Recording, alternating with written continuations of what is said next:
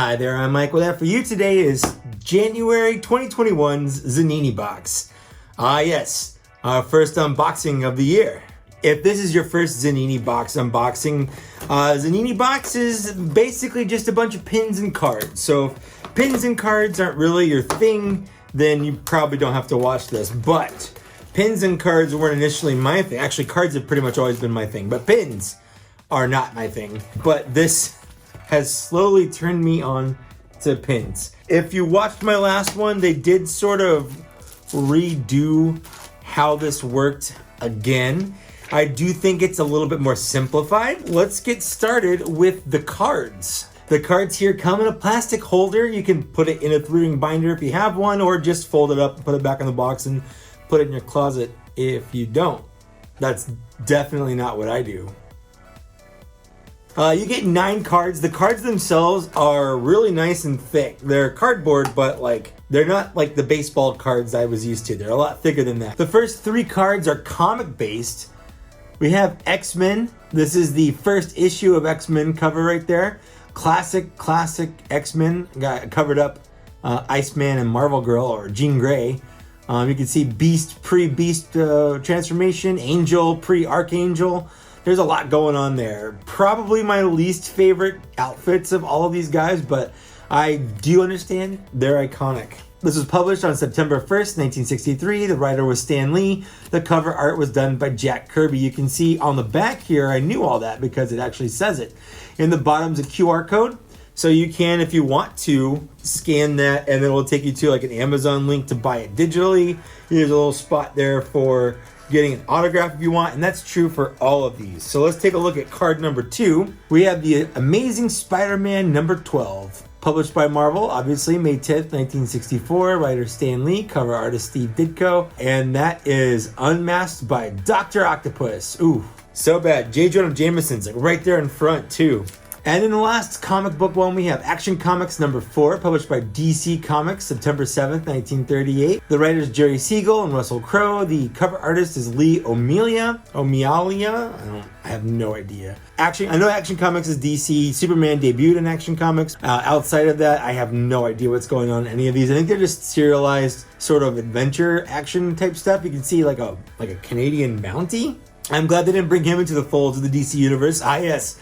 Superman and the Canadian Mountie, my favorites. The next 3 we have TV shows and movies. It's kind of a mixture between the 3. This one right here is The Sting, directed by George Roy Hill, by Universal Pictures, released December 25th, 1973. I've never seen it. Have no idea. Moving on with our Game of Thrones series. This is the cover for Game of Thrones Season 4. It was 10 episodes long. Released in 2014 by HBO. It won 4 Emmys. That's kind of cool. And last for the movies, we have Back to the Future 2, directed by Robert Zemeckis by Universal Pictures, released November 22nd, 1989. Back to the Future 2 was one of those mind-blowing movies for me. The future, flying cars, everything about it was awesome. The last 3 cards in here are all video games. So let's take a look here. We've got Doom Eternal, developed by ID or id Software, published by Bethesda, released March 20th, 2020, on pretty much every system you can know. I actually haven't played it. I haven't played the first one either. I have systems that can. I just have never sat down and played it, and I want to change that. Next, we have No Man's Sky by Hello Games, released August 9th, 2016. I remember this was one of those Peter Molyneux type things where the publisher, he promised the world, or worlds, I should say, and then just didn't deliver. But I hear now it's better. They redid everything and remade things and updated a lot, and all the problems people have, I heard, are pretty much gone, but I still haven't played it. And then last, we always get some kind of retro game. This is Sequest, not to be confused, I think, with the show Sequest DSV, the submarine with the Darwin dolphin that talked. This is developed by Activision for the Atari 2600 in 1983. Never played it. So that's it for the cards. Those are $6 if you want them. That's it. That's just how it works. You could pay $6 and get just the cards if you want. Next, we're moving on to the pins. Now, the days of the different pin levels are gone. You can basically just get all 5 pins and that's it. So if you want these pins, and I honestly think you probably do. You don't know it, but I do. I would probably recommend snagging some of these because they're great. Starting with pin number 1, Jurassic Park. This came out in 1993. I think I was in 6th grade. Man, this movie just absolutely blew my mind. Dinosaurs, a park, velociraptors, a T-Rex. I think I saw this movie in the regular theaters at least 5 times, which was a lot. Well, it's a lot for anybody to go see a movie 5 times in the theater. But then I went to like the cheap dollar theaters after it left regular theaters, and I think I saw it once a week for like 10, I don't know, 6 or 7 weeks. Every week I could, as long as it was there. I went to go see it in that dollar theater. I loved this movie so much. Still do, but I also did. Next, we have the next character in our G.I. Joe theme. This is Roadblock, one of my absolute favorites. I really liked Roadblock in the cartoon. I had VHS copies of the Revenge of Cobra. There's like 5 episodes where they have the Weather Dominator, and Roadblock plays a big part in some of those episodes. So Roadblock was one of my favorites as a kid. Roadblock is rad. Next, we have Steve from Stranger Things. So if you like Stranger Things and you like Steve, you should probably get it. I just watched a Netflix special called Death to 2020, and he was in it, and he was really funny. That's a very funny documentary. I highly recommend anyone watching it. Death to 2020 on Netflix. Go check that out. The 4th pin in this we have is Bugs Bunny. Bugs here is part of the Looney Tunes collection. I think we got Taz before. I don't think we've gotten any other Looney Tunes, but I might be wrong about that. But Bugs is arguably the biggest Looney Tune. I know you got like Daffy and things like that, but Bugs is, I would say, the star. So it's nice to have him for sure. I grew up on a very strict diet of Looney Tunes as a child. My parents wouldn't try to make me eat it, but I definitely watched it a lot. Watched a lot of stuff as a kid, but I also didn't.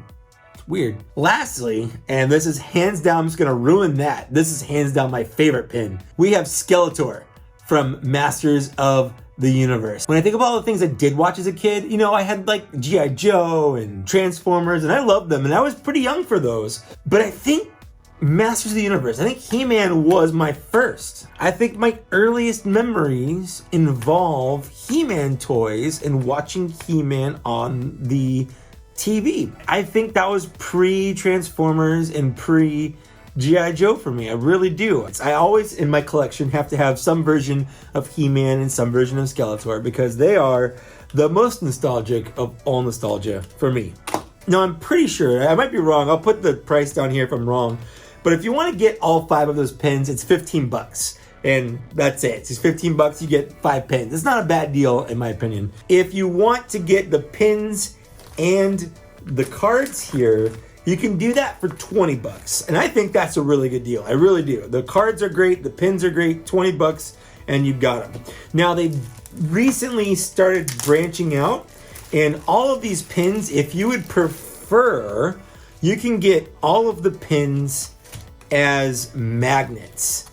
So they sent these to me as well. I'm going to open one up because someone wanted to see the back of them on the last one I did. So that's the back of the magnet. The magnet here is actually 2 pieces. There's the magnet part here, and then there's a 3M sticker right there. So you can peel that off and put it on and magnet that. But if you prefer magnets instead of pins, if that's just your thing instead of pins, I think the magnets are a couple bucks more. I think it's like, I want to say it's like $18 or something like that. So you can get the magnets with the pins or the magnets by themselves. And if you want to get all of these, you can do so. I think it's $35. $35 and you get everything you see here. So I'm just going to kind of show you. We got the Jurassic Park I showed you. We got Steve. We got Bugs. And we got Roadblock and Skeletor. And they're all just, they're magnets. They're just the same, the exact same as the pins, but magnets. Pierce your clothes with a sharp pointy stick or stick on metal. I'm not metal, so that's not going to do a thing. So let me know down the downstairs area, what did you think of these? What's your favorite? Mine, I think I've said, I've ruined the surprise for that one.